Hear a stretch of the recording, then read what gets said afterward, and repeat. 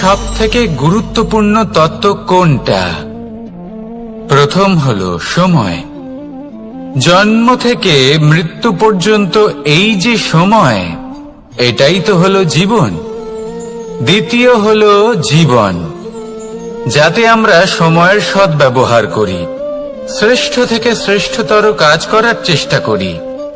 বহু বছরের এই পরম্পরা, এই সংস্কৃতিকে এগিয়ে নিয়ে যাওয়ার চেষ্টা করি। এই সংসারে আমরা অংশগ্রহণ করতে চেষ্টা করি। তৃতীয় হলো ধন, সেই ধন যা প্রত্যেক ব্যক্তি অর্জন করতে চেষ্টা করেন।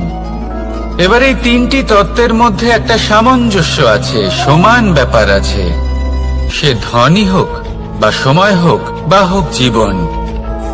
আর সেই সমান ব্যাপার হলো যে যদি আপনি এটা গণনা করতে থাকেন তাহলে তা কমতে থাকে, যদি আপনি এটা ব্যবহার করেন তাহলে তা বাড়তে থাকে।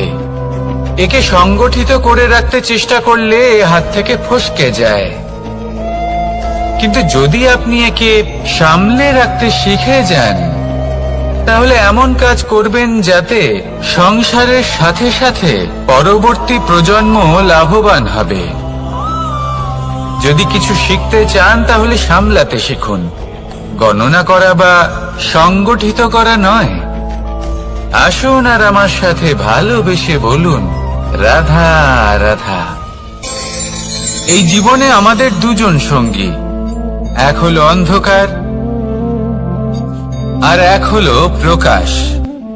এবার যখন এই অন্ধকারে আমরা প্রদীপ জ্বালাই, সেই প্রকাশের জন্য অন্ধকার আমাদের উপর রুষ্ট হয়ে চলে যায়।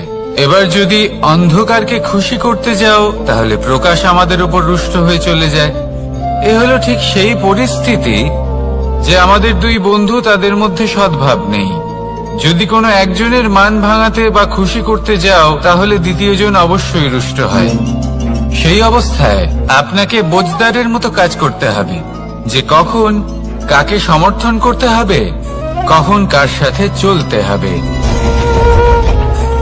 যদি পারেন তাহলে সকলকে একসাথে নিয়ে চলবেন। যদি কোনো মানুষের মধ্যে বনিবনা না হয় তাহলে তাদের মধ্যে সামঞ্জস্য বজায় রেখে সংসারের রীতিনীতির চক্র চালিত করা, এটাই তো হলো মনুষ্য জীবন। এবার এটা কিভাবে করা সম্ভব? শুধুমাত্র প্রেমের দ্বারা। তাহলে এইভাবেই সবাইকে প্রেমের দ্বারা বেঁধে রাখুন আর আমার সাথে ভালোবেসে বলুন, রাধা রাধা। কিছু মানুষ বড়ই বিচিত্র হন, এমন ভাবে জীবনযাপন করেন যেন তাদের কোনোদিন মৃত্যুই হবে না।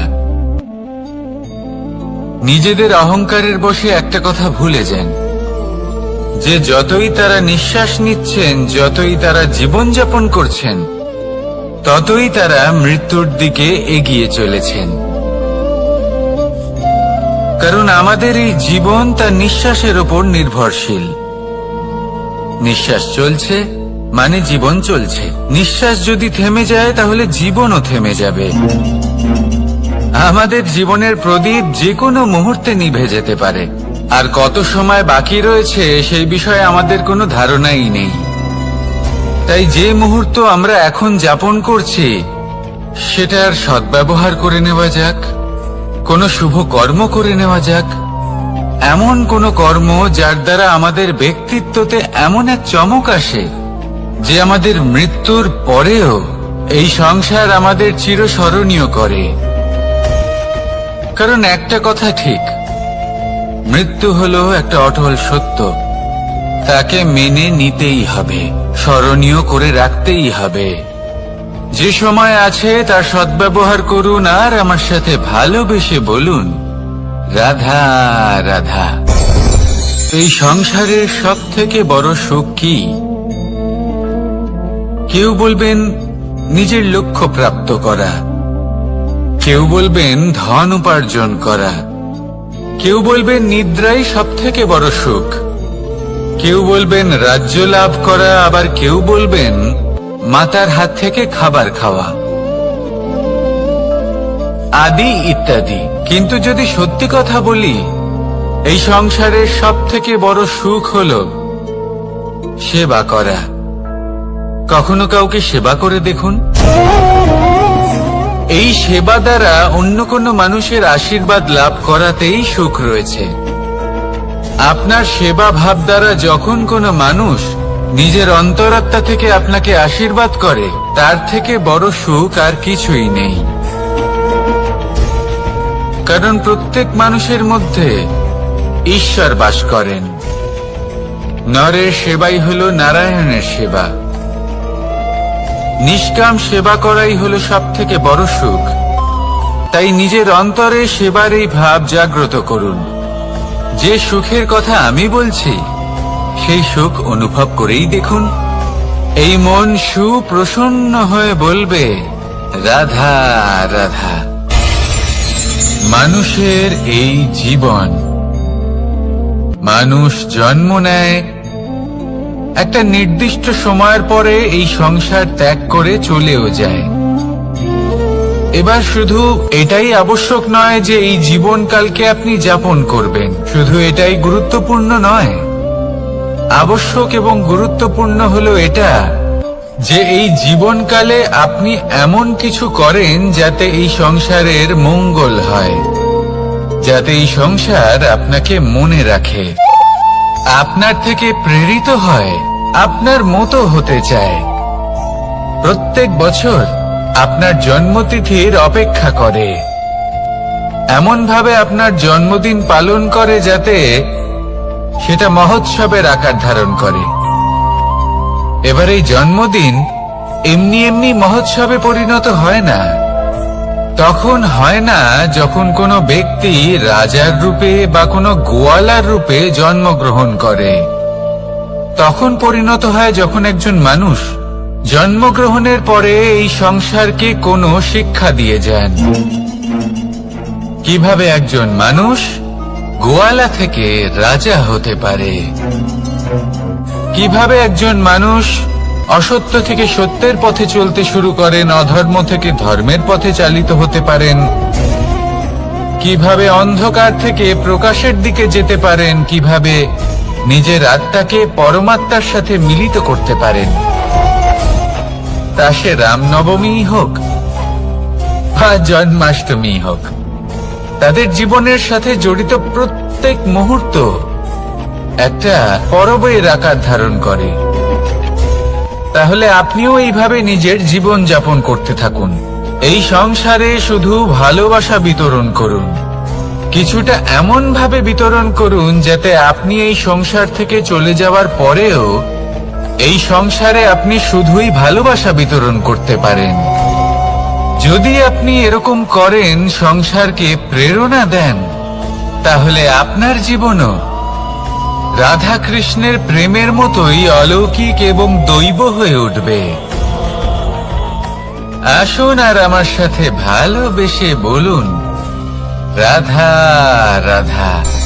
আপনি এটা শুনে থাকবেন যে ছোট্ট একটা বালক, সে ঈশ্বরের প্রতিরূপ হয়। কিন্তু এমন কেন বলা হয় তা কি আপনি কখনো ভেবে দেখেছেন? আমি আপনাকে বলছি, কোন একটা ছোট্ট বালককে দেখুন, সে কি করে? সকলকে সমান চোখে দেখে।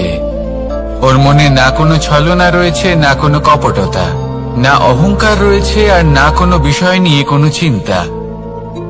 সকলকে সে সমান চোখে দেখে আর নিজের মধ্যেই প্রসন্ন থাকে, সকল বিকার থেকে মুক্ত। এগুলোই তো সেই গুণ সেই বালকের মধ্যে, যা হলো ঈশ্বর স্বরূপ। এবার ভেবে দেখুন, যদি প্রত্যেকটা মানুষ এই ছোট বালকের মতো সেই সব গুণ নিজের মধ্যে জাগ্রত করে তোলে, তাহলে কি হবে?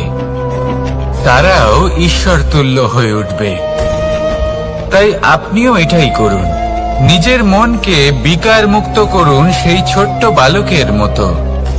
মনের মধ্যে না কোনো চিন্তা রাখবেন, না মোহ, না ক্রোধ, না কোনো রকমের ছলনা বা কপটতা। সবাইকে সমান চোখে দেখুন আর নিজের মনেই প্রসন্ন থাকতে শিখুন।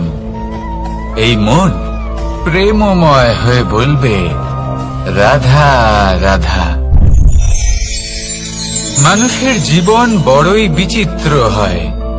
যেই মুহূর্তে জন্ম নেয় একটা প্রতিস্পর্ধায় প্রবেশ করতে থাকে। মানুষ জন্ম নেয় আর প্রতিস্পর্ধা শুরু হয়ে যায় ভাই এবং বোনের মধ্যে সর্বশ্রেষ্ঠ হবার, সবার থেকে এগিয়ে থাকার। তারপরে সে যায় গুরুকুলে। নিজের বন্ধুদের মধ্যে সর্বশ্রেষ্ঠ হওয়ার প্রতিস্পর্ধা শুরু হয়। এবার সেখান থেকে বাইরে বেরিয়ে সংসার জীবনে প্রবেশ করে ধন উপার্জনের প্রতিস্পর্ধা শুরু হয়। তা সে যুদ্ধই হোক বা কলা হোক, এই প্রতিস্পর্ধা কখনোই আমাদের পিছু ছাড়ে না। তাই যদি প্রতিস্পর্ধা করতেই হয়, তাহলে আমরা মানুষকে সাহায্য করার প্রতিস্পর্ধা কেন করব না? এমন এক প্রতিস্পর্ধা যাতে যে কেউ জিতুক বা যে কেউ হারুক না কেন, লাভ সকলের হবে।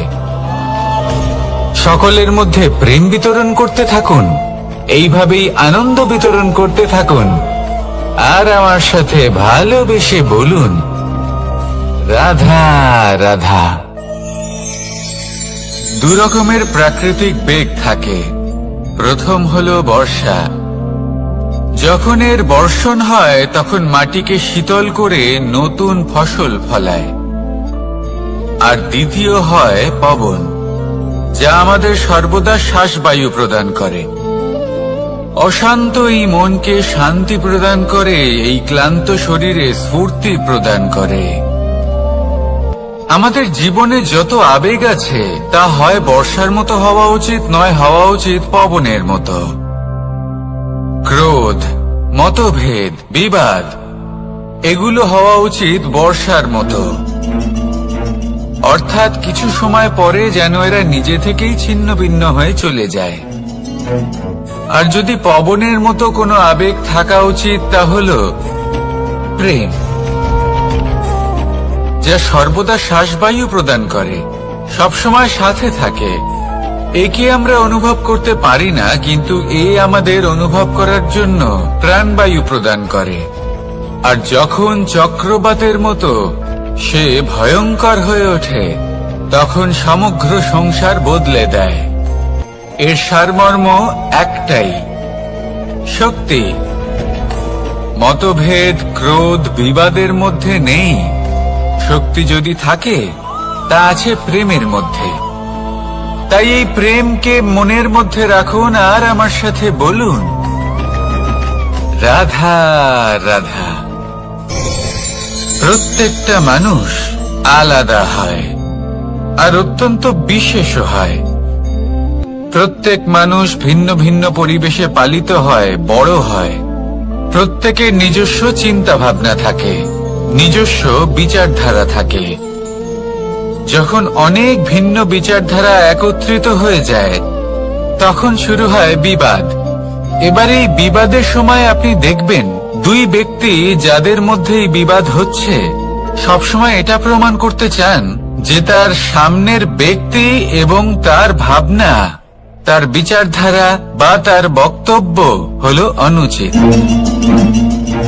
এবার এটাই যদি প্রেম পূর্বক রূপে আপনি ভেবে দেখতে চেষ্টা করেন যে সামনের ব্যক্তিটির বক্তব্য, তার মানসিকতা আসলে কি, তাতে উচিত ঠিক কি, সেটা আমরা বুঝতে পারি।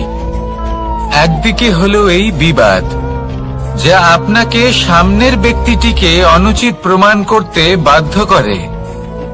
আর অন্যদিকে হলো প্রেম, যা সামনের ব্যক্তিটির যুক্তি বুঝতে সাহায্য করে, তাতে উচিত কি রয়েছে সেটা বুঝতে বাধ্য করে, তাকে মহান হয়ে ওঠার পথে অগ্রসর হতে বাধ্য করে।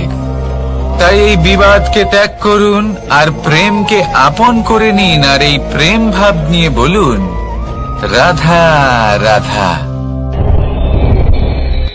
এই সংসারে বড়ই বিচিত্র এক শব্দ আছে, মূল্য। এর প্রয়োগ আমরা জীবনেও করে থাকি, আবার ব্যবসাতেও করে থাকি।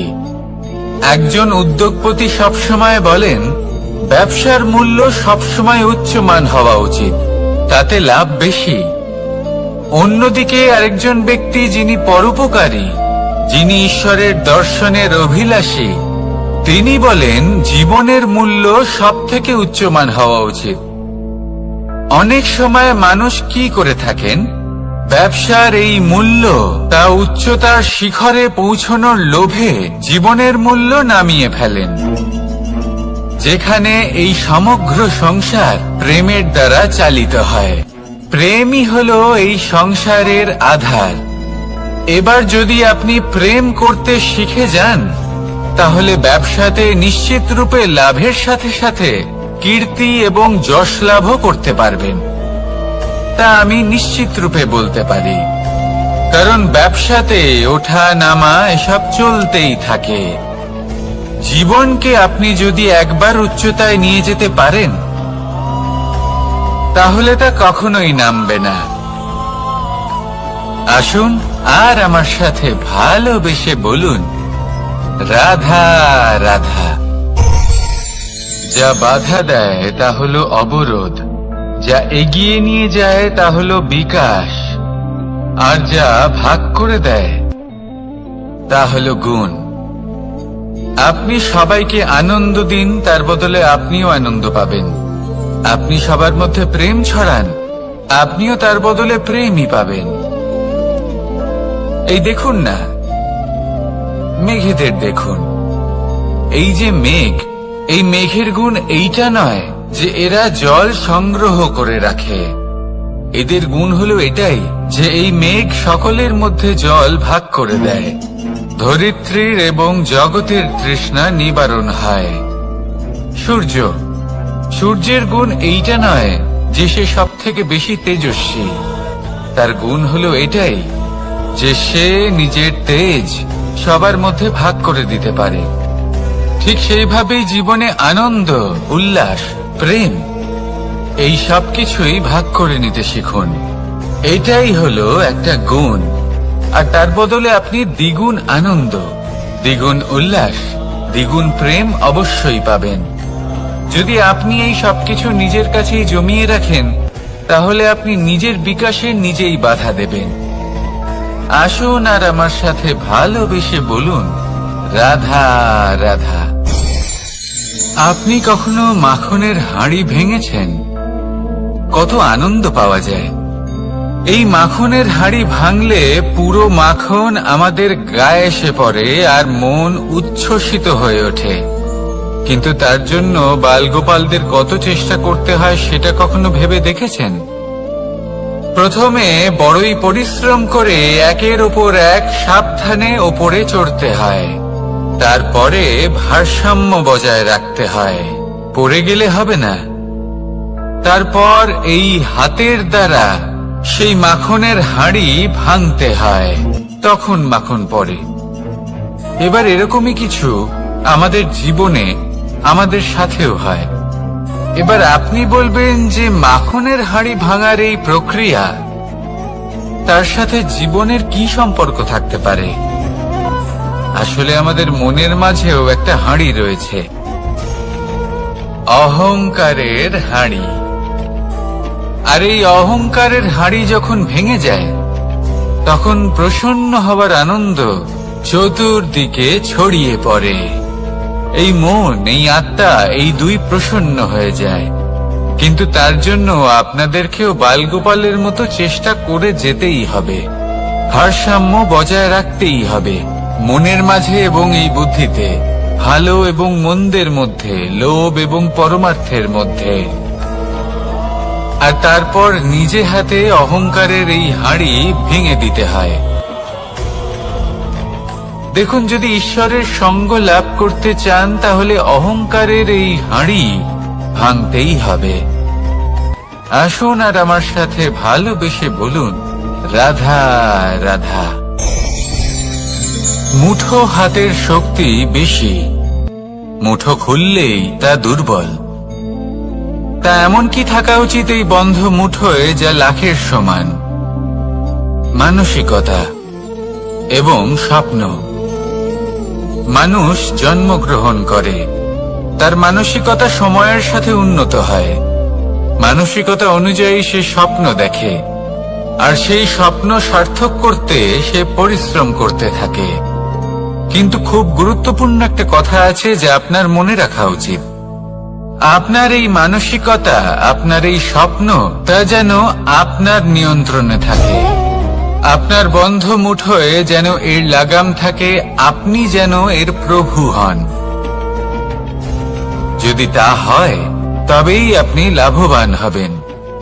যদি এরা আপনাকে নিয়ন্ত্রণ করতে থাকে, যদি আপনার মুঠো খুলে যায়, না পথ আপনার নিয়ন্ত্রণে থাকবে, না মানসিকতা থাকবে, না স্বপ্ন নিয়ন্ত্রণে থাকবে। আর যদি তাই হয় তাহলে আপনি আপনার ভবিষ্যৎ নষ্ট করে ফেলবেন। তাই নিয়ন্ত্রণ করতে শিখুন নিজের বিচার বুদ্ধি, নিজের মানসিকতা, নিজের স্বপ্নকে। নিজের এই স্বপ্ন পূরণ করুন আর আমার সাথে ভালোবেসে বলুন, রাধা রাধা।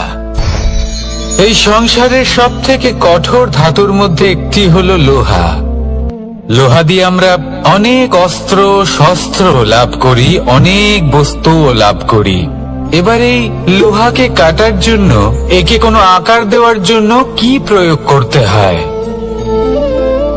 লোহা। এবার এই কথাটা আমরা সকলেই জানি যে লোহার দ্বারাই লোহাকে কাটতে হয়। এবার এই কথা আমি আপনাকে কেন বলছি? এরপরে খুব বড় একটা প্রশ্ন আসে যা খুব বড় শিক্ষা দিয়ে যায়। এটা কেন হয় যে আমরা একটা লোহা দিয়ে একটা লোহাতে আঘাত করছি, কিন্তু যে লোহা দ্বারা আঘাত করছি তার আকার বদলাচ্ছে না, যার ওপর প্রহার করছি তার আকার বদলাচ্ছে? এতে পার্থক্যটা কোথায়? পার্থক্য হলো তাপমাত্রার। দেখুন, যে লোহাকে আমরা কাটতে চাই তার তাপমাত্রা বাড়াতে হয়, তাকে গরম করতে হয়। আর যে লোহা দ্বারা আমরা আঘাত করতে চলেছি সেই লোহা আমাদের ঠান্ডা রাখতে হয়। অর্থাৎ ঠান্ডা লোহা গরম লোহাকে কেটে দেয়।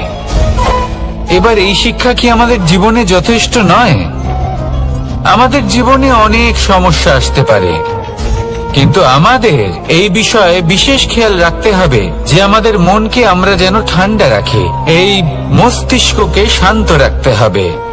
যদি আমরা ক্রোধ বা ঈর্ষার আগুনে জ্বলতে থাকি, বিদ্বেষের আগুনে জ্বলতে থাকি, তাহলে আমরাও সেই লোহার মতোই হয়ে যাব যার তাপমাত্রা অত্যন্ত বেশি।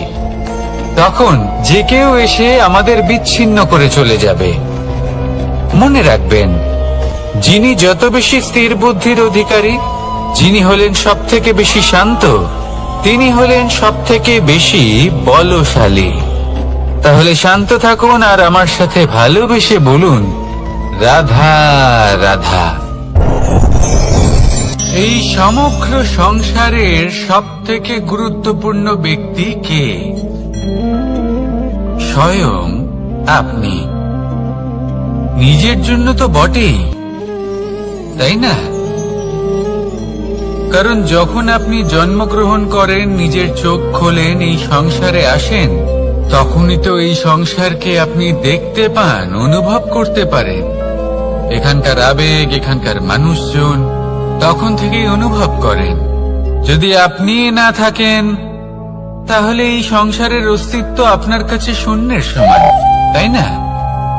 আপনি না থাকলে এই সংসারও আপনার কাছে নেই। এবার সবাই বলবেন যে এ তো সত্যি কথা, সেই অনুযায়ী তো আমার স্বার্থপর হওয়া উচিত, অহংকারী হওয়া উচিত, কারণ আমার কাছে আমিই তো সবকিছু। দৃষ্টিভঙ্গি পাল্টে দেখুন, আপনার কাছে সব থেকে বেশি গুরুত্বপূর্ণ ব্যক্তি কে? আপনি নিজেই। সেই মানুষটি কেমন হওয়া উচিত একটু ভেবে দেখুন।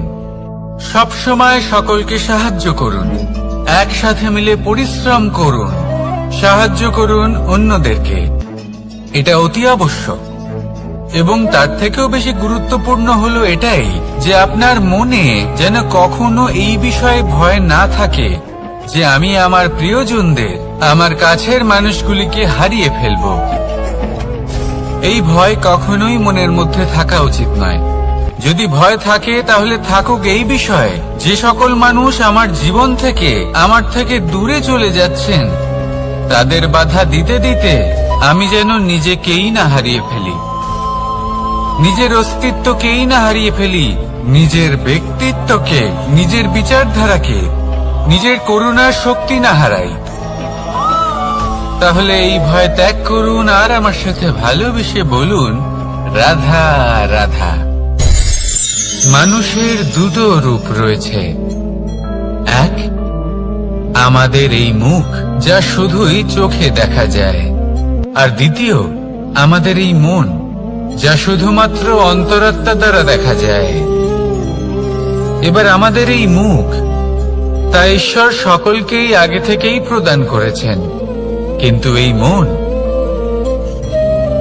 এই মন কেমন হবে তা আমাদের জীবনের অনুভূতি এবং আমাদের জীবনের লক্ষ্য এগুলি সুনিশ্চিত করে। অর্থাৎ নেত্র দিয়ে দেখা যায় আমাদের এই মুখ, তা শুধুই এই কারণে প্রয়োজন যাতে সংসার আমাদের দেখতে পায়, আমাদের চিনতে পারে। কিন্তু যদি এই সংসারে আপনি প্রকৃত অর্থে মান সম্মান লাভ করতে চান, তাহলে নিজের অন্তরাত্মাকে আপনাকে বিকশিত করতেই হবে। দেখুন, কথায় আছে এই যে অসুর, তা শারীরিকভাবে উপস্থিত নয়, তা মনের মধ্যে থাকে। যদি এই মন থেকে অসুরকে বের করে দেওয়া যায়, তাহলে শরীরে তা উপস্থিত থাকবেই না। তাই মনকে শুদ্ধ করুন আর আমার সাথে ভালোবেসে বলুন, রাধা রাধা। প্রয়াস, পরিশ্রম, এই শব্দগুলি শুনতে হয়তো ছোট মনে হয়, কিন্তু এর মূল্য অনেকটাই অধিক।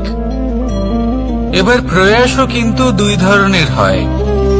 একটা প্রয়াস তাই যা আমরা নিজের মন থেকে, অন্তর থেকে সমগ্র শক্তি দিয়ে করার চেষ্টা করি। এবারে এই প্রয়াস প্রচেষ্টার নামান্তর। কিছু প্রয়াস এমন হয় যেমন দ্রুতক্রীড়া খেলা।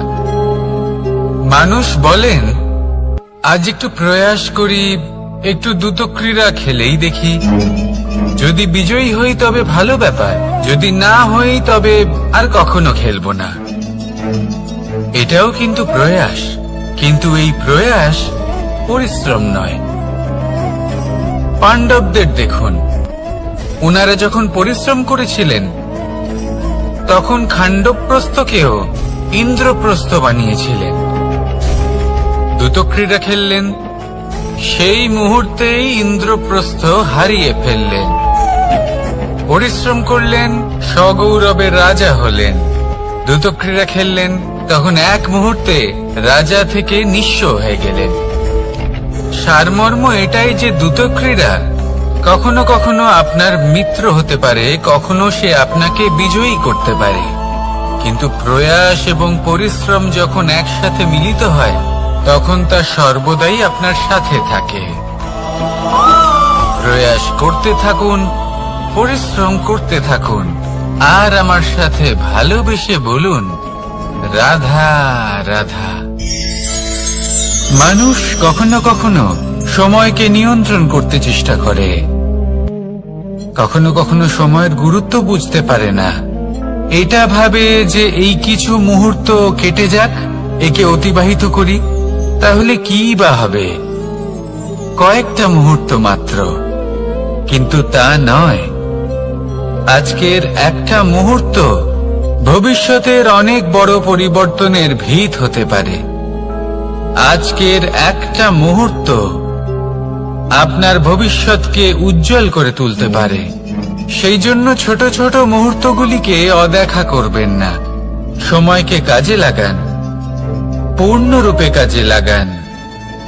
এবার যদি আপনি কাউকে সাহায্য করতে চান আর সেই কারণেই যদি থেমে থাকেন, তাহলে ঠিক আছে, কারণ আপনি কাউকে সাহায্য করে তার জীবনকে আরো ভালো করে তুলতে চাইছেন, আরো শ্রেষ্ঠ করতে চাইছেন। এই পুণ্য, এই কর্ম ফিরে আপনার কাছেই আসবে আর আপনার জীবনকে শুভ করে তুলবে। কিন্তু যদি আপনি আলস্যের কারণে থেমে থাকেন এবং কিছুই না করেন, সময় নষ্ট করেন, তাহলে কিন্তু একটাই ঘটনা ঘটবে, আপনার ভবিষ্যৎ বিপদগ্রস্ত হয়ে পড়বে, আর কিছুই নয়। সেই জন্য এটা বোঝা প্রয়োজন যে কখন থামতে হবে এবং কেন থামতে হবে। যদি আপনার থামার কারণ এবং সময় অনুচিত হয়ে থাকে, তাহলে আপনার ভবিষ্যৎ কখনোই উচিত হতে পারে না। সেই জন্য সময়কে সম্মান করুন আর পূর্ণ ব্যবহার করতে শিখুন। আর আমার সাথে ভালোবেসে বলুন, রাধা রাধা। জীবনে সবসময় সেটা হয় না যা আমরা চাই, তেমন ভাবে হয় না যেমন ভাবে আমরা চাই। এবার তাতে আমরা দুঃখ পাই, নিরাশ হয়ে পড়ি, ভাগ্যকে দোষ দিই অথবা অন্য কাউকে বা নিজেকে। কিন্তু সত্যটা কি সেটা আমাদের জানতে হবে। এই সংসার নির্মিত হয়েছে পাহাড় দ্বারা এবং পাথর দ্বারা, তাই প্রত্যেক স্থানে ছোট ছোট ছোট ছোট নুড়ি পাথর তো অবশ্যই থাকবে। এগুলো এড়িয়ে যাওয়া সম্ভব নয়, আর এই কথাটা আমরা সকলে জানি। এবার এইভাবেই আমাদের জীবনে নানান রকমের সমস্যা লেগেই থাকে। এর হাত থেকে কোনোভাবেই নিস্তার পাওয়া সম্ভব নয়। একটা সমস্যা এড়াতে যান, দ্বিতীয় চলে আসবে, দ্বিতীয় সমস্যা এড়াতে যান, তৃতীয় চলে আসবে। কিন্তু সমস্যা জীবনে থাকবেই, আর আপনাকে সাহায্য করার জন্যই থাকবে কোনো না কোনো রূপে। আপনার চারপাশে পাথর আছে, এটা আপনার উপর নির্ভরশীল আপনি কি করবেন, কোন পথে অগ্রসর হবেন এবং কিভাবে অগ্রসর হবেন। এবার দেখুন, এটা তো সবসময় সম্ভব নয় যে আপনার পদতলে ফুলের চাদর থাকবে, এটা তো অসম্ভব। সেই জন্য উচিত এটাই হবে যে আপনি পাদুকা পরিধান করে জীবনে অগ্রসর হন। এর সারমর্ম এটাই, যখনই জীবনে সমস্যা আসবে দৃঢ় হয়ে সম্মুখীন হন এবং এটা বোঝার চেষ্টা করুন যে এই সমস্যা জীবনে কেন এলো, কি শিক্ষা দিয়ে গেল। আপনার মধ্যে দোষ অবশ্যই থাকবে, তাকে গুণে পরিবর্তিত করুন। এই জীবন আরো বেশি সহজ সরল হবে এবং প্রসন্ন হয়ে বলবে, রাধা রাধা। অনেক মানুষ আমাকে এসে বলেন যে, কানাই তোমার কথাগুলি তো আর কি বা বলি, তোমার কথা কি থেকে কি করে ফেলতে পারে, অসম্ভবকে সম্ভব করে ফেলতে পারে। এত শক্তি তোমার কথাতেই রয়েছে, তো অন্য কিছু করার কোনো প্রয়োজনই কোথায়? এবার ওনারা এই কথাটা বুঝতে পারেন না যে জ্ঞান শুধুমাত্র শব্দের সমন্বয় মাত্র, কিন্তু এর অর্থ কি সেটা জানার জন্য অনুভব করা প্রয়োজনীয়, সেই পথে চলা প্রয়োজনীয়। এই অভিজ্ঞতাই আপনাকে অর্থ বুঝিয়ে দেবে। ঠিক যেমন তুমি কর্ম করতে থাকো, ফলের চিন্তা করো না, এটা শুধুই শব্দ। এর সারমর্মটা কি, এর অর্থ কি সেটা বোঝার জন্য সেই পথে আপনাকে অগ্রসর হতেই হবে, সেটা যাপন করতে হবে, কর্ম করতে হবে নিরন্তর। এটা ভাবলে হবে না যে আমি কি আমার কর্মের ফল আদৌ পাবো কিনা, তবেই আপনি এই কথার অর্থ বুঝতে পারবেন।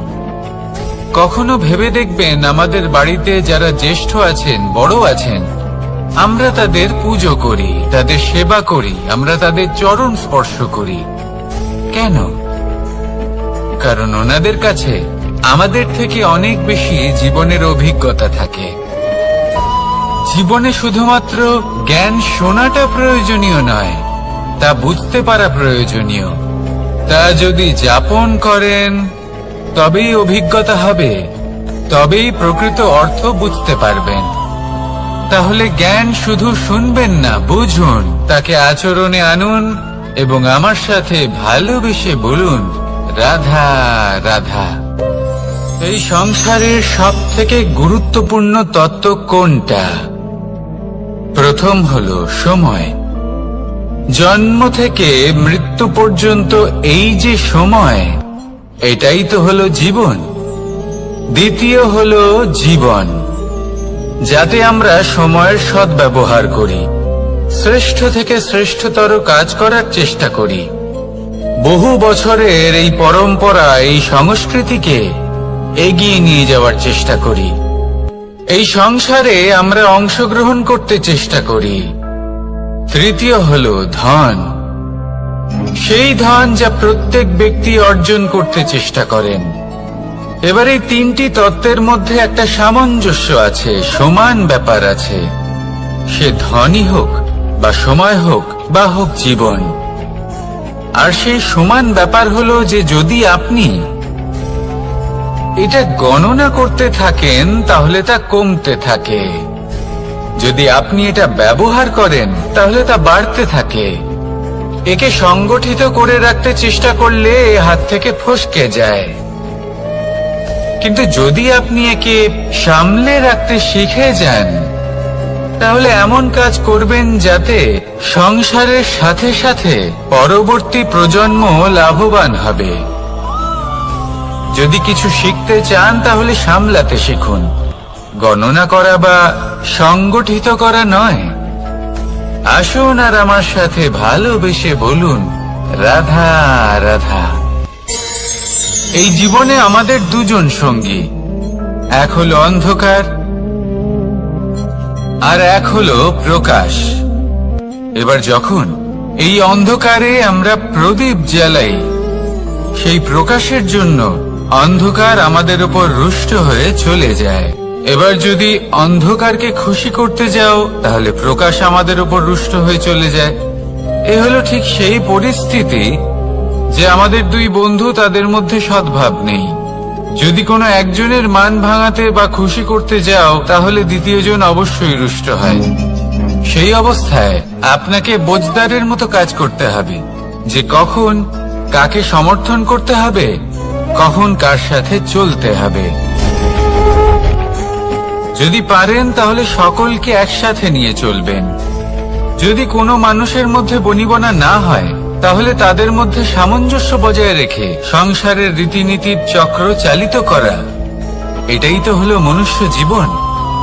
এবার এটা কিভাবে করা সম্ভব? শুধুমাত্র প্রেমের দ্বারা। তাহলে এইভাবেই সবাইকে প্রেমের দ্বারা বেঁধে রাখুন আর আমার সাথে ভালোবেসে বলুন, রাধা রাধা। কিছু মানুষ বড়ই বিচিত্র হন, এমন ভাবে জীবনযাপন করেন যেন তাদের কোনোদিন মৃত্যুই হবে না। নিজেদের অহংকারের বশে একটা কথা ভুলে যান, যে যতই তারা নিঃশ্বাস নিচ্ছেন, যতই তারা জীবনযাপন করছেন, ততই তারা মৃত্যুর দিকে এগিয়ে চলেছেন। কারণ আমাদের এই জীবন তার নিঃশ্বাসের ওপর নির্ভরশীল। নিঃশ্বাস চলছে মানে জীবন চলছে। নিঃশ্বাস যদি থেমে যায় তাহলে জীবনও থেমে যাবে। আমাদের জীবনের প্রদীপ যে কোনো মুহূর্তে নিভে যেতে পারে, আর কত সময় বাকি রয়েছে সেই বিষয়ে আমাদের কোনো ধারণাই নেই। তাই যে মুহূর্ত আমরা এখন যাপন করছি সেটার সদ্ব্যবহার করে নেওয়া যাক, কোনো শুভ কর্ম করে নেওয়া যাক, এমন কোন কর্ম যার দ্বারা আমাদের ব্যক্তিত্বতে এমন এক চমক আসে যে আমাদের মৃত্যুর পরেও এই সংসার আমাদের চিরস্মরণীয় করে। কারণ একটা কথা ঠিক, মৃত্যু হলো একটা অটল সত্য, তাকে মেনে নিতেই হবে, স্মরণীয় করে রাখতেই হবে। যে সময় আছে তার সদ্ব্যবহার করুন আর আমার সাথে ভালোবেসে বলুন, রাধা রাধা। এই সংসারের সব থেকে বড় সুখ কি? কেউ বলবেন নিজের লক্ষ্য প্রাপ্ত করা, কেউ বলবেন ধন উপার্জন করা, কেউ বলবেন নিদ্রাই সব থেকে বড় সুখ, কেউ বলবেন রাজ্য লাভ করা, আবার কেউ বলবেন মাতার হাত থেকে খাবার খাওয়া, আদি ইত্যাদি। কিন্তু যদি সত্যি কথা বলি, এই সংসারের সব থেকে বড় সুখ হলো সেবা করা। কখনো কাউকে সেবা করে দেখুন, এই সেবা দ্বারা অন্য কোনো মানুষের আশীর্বাদ লাভ করাতেই সুখ রয়েছে। আপনার সেবা ভাব দ্বারা যখন কোনো মানুষ নিজের অন্তরাত্মা থেকে আপনাকে আশীর্বাদ করে, তার থেকে বড় সুখ আর কিছুই নেই। কারণ প্রত্যেক মানুষের মধ্যে ঈশ্বর বাস করেন। নরের সেবাই হলো নারায়ণের সেবা। নিষ্কাম সেবা করাই হলো সব থেকে বড় সুখ। তাই নিজের অন্তরে সেবার এই ভাব জাগ্রত করুন। যে সুখের কথা আমি বলছি, সেই সুখ অনুভব করেই দেখুন। এই মন সুপ্রসন্ন হয়ে বলবে, রাধা রাধা। মানুষ অসুস্থ কেন হন? শারীরিক দুর্বলতার কারণে? না, মানুষ অসুস্থ হন তার মানসিকতার কারণে, তার বিবেকের কারণে, তার কর্মের কারণে, তার ক্রোধের কারণে। আর যখন কেউ সুস্থ হন, ঠিক হয়ে যান, তার মানে এটা নয় যে শুধু ওষুধের জন্য তিনি সুস্থ হয়েছেন। না, এটা কারোর তার প্রতি প্রেমের প্রভাব, বিশ্বাসের প্রভাব, সম্বলের প্রভাব। শুধুমাত্র ওষুধ দিয়ে কিছুই হয় না। যদি মনে প্রেম থাকে, বিবেক থাকে, বিশ্বাস থাকে, সম্বল থাকে, তবেই সেই ওষুধ কাজ করতে পারে। তাই মনে রাখবেন, এই জীবন হলো অত্যন্ত ছোট। মনে প্রেম ভাব রাখুন, মিত্রতা করুন, শত্রুতা নয়। ভালোবাসুন, বিদ্বেষ নয়। আর এই ভালোবাসার সাথেই বলুন, রাধা রাধা। জীবন, এই জীবনের সত্য কি? জন্ম, যেখান থেকে জীবন আরম্ভ হয়, নাকি সমাপ্তি? মৃত্যু, যেখানে জীবন শেষ হয়ে যায়। জীবনের সত্য এটা নয়, সবকিছু এটা নয়। ভালো করে ভেবে দেখলে কিছুই যায় আসে না যে আপনার জন্ম কোথায় হয়েছে, কিভাবে হয়েছে। এতেও কিছু যায় আসে না যে আপনার মৃত্যু কোথায় হবে, কিভাবে হবে। যায় আসে তখন, গুরুত্বপূর্ণ হলো এটাই, যে জীবন আপনি যাপন করেছেন তার উদ্দেশ্য কি ছিল, কি ভাবনা নিয়ে আপনি বেঁচেছেন।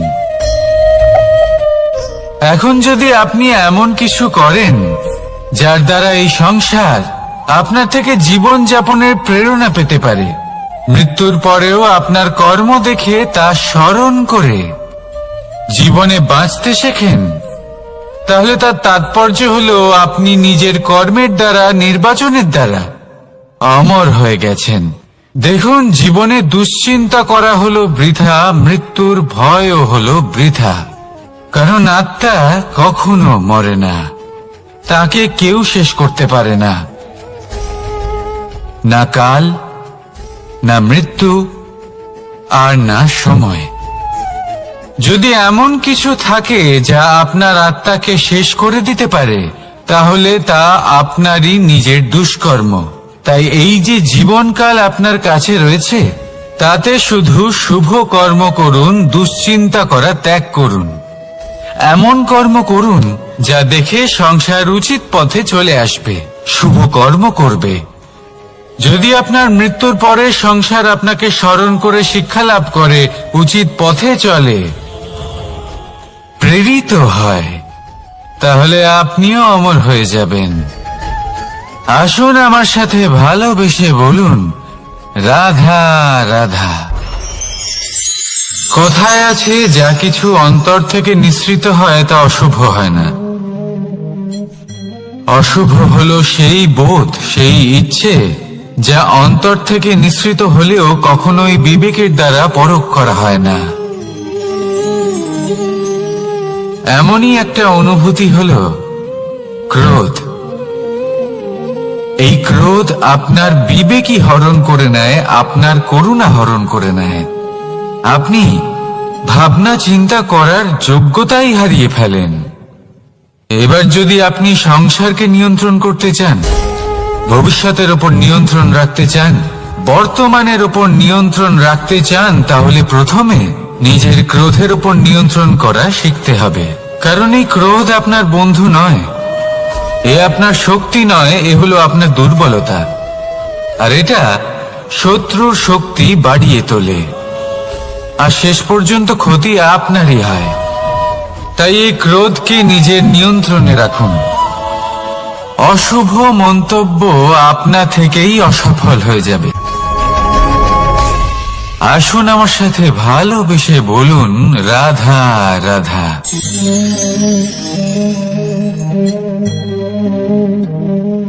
প্রশান্তি জড়িত নিদ্রা মানুষের জীবনের একটা অত্যন্ত গুরুত্বপূর্ণ সুখ এবং প্রয়োজনীয়তাও। দেখতে গেলে এই সংসারের প্রত্যেক পশু পাখি, প্রত্যেক জীব অবশ্যই নিদ্রা প্রাপ্ত করেন, কিন্তু মানুষ, যার মধ্যে বিচার বিবেচনা করার শক্তি অন্যদের থেকে অনেক বেশি, তার কিন্তু ঘুমের কিছু সমস্যা অবশ্যই হয়। কি বলেন? তাই তো। এবার এর কারণ কি? চিন্তা। এবার চিন্তা আমাদের সবার জীবনে আছে। আমরা সকলে জানি যে চিন্তা কখনো আমাদের সাহায্য করে না, তাও আমাদের জীবনে আছে। কেন?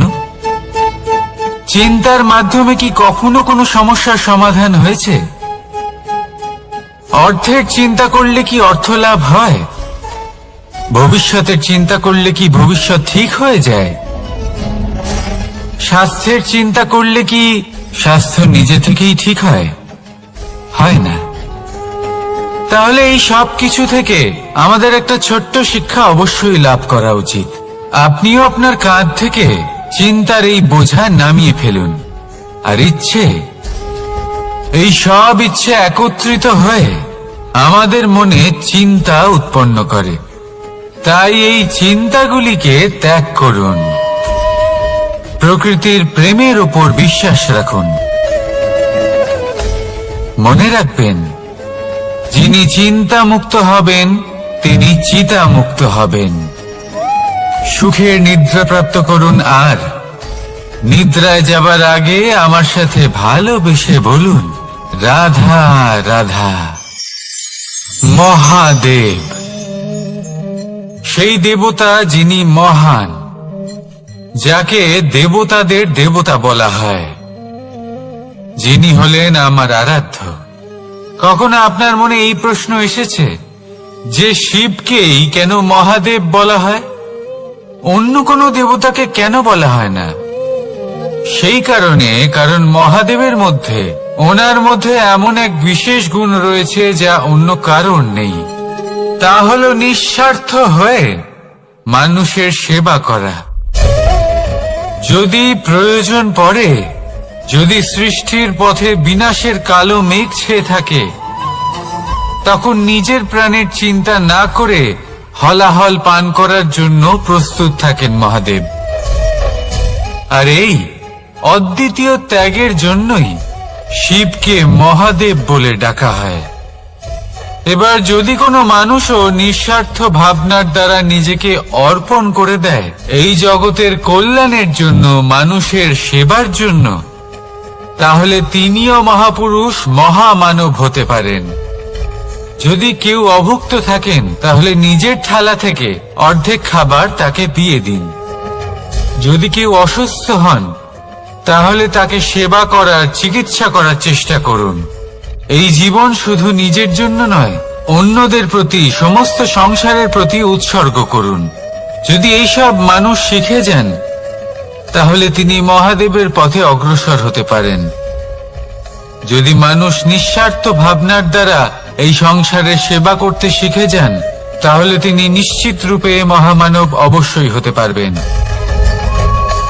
আসুন আমার সাথে ভালোবেসে বলুন, রাধা রাধা।